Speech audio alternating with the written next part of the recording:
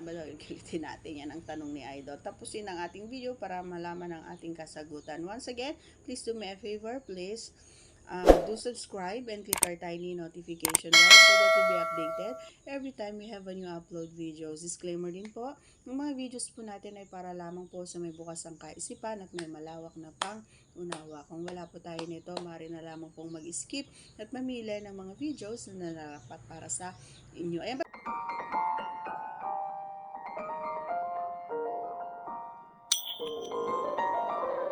Pasensya kayo mga idol, no? Medyo hindi pa rin maganda ang aking pakiramdam. Ayan. So, kung maririnig nyo yung mga ubo-ubo ko dyan, pasensya na po kayo. Okay. So, saan nga ba? Sabi niya, idol, saan nga ba? Para pag alam ko na. Para naman mangyayari yun, idol, ano? So, okay. Sasabihin ko na nga para hindi ka na nag-iisip pa. Wala na akong ibang makakapagpasaya sa akin kundi dito sa harap. Sa harap talaga. Lalong-lalo na kapag sinupuso mo siya. Sinisip-sip siya. Ang sarap. Ang sarap sa pakiramdam kapag gano'n. And syempre, kahit doon sa may mani. Ang sarap kasi kapag naandun yung dila mo talagang.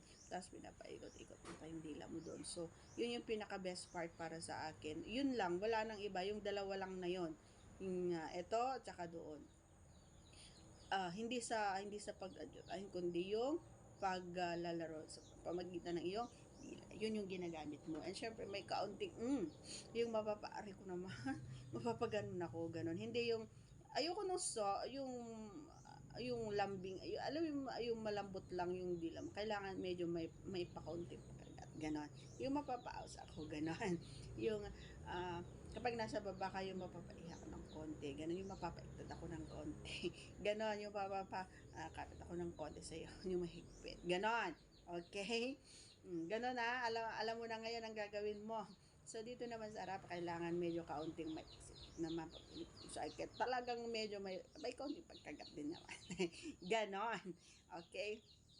Hindi naman kailangan na magaling ka sa pagkadyo. Hindi naman ganon. Kailangan magaling ka magtrabaho, mag-adventure ka. Adventurous ako eh. Kailangan maging adventurous ka din. Ganon.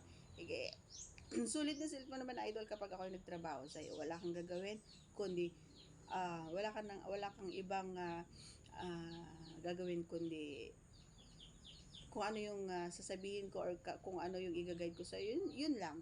Wala kang ibang kung ano pa. And then wala akong gustong marinig sa iyo kundi yung ganan. Yan lang yung gusto kong marinig sa iyo kapag ako na yung nagtatrabaho. Okay? So that's all for today's video mga idol.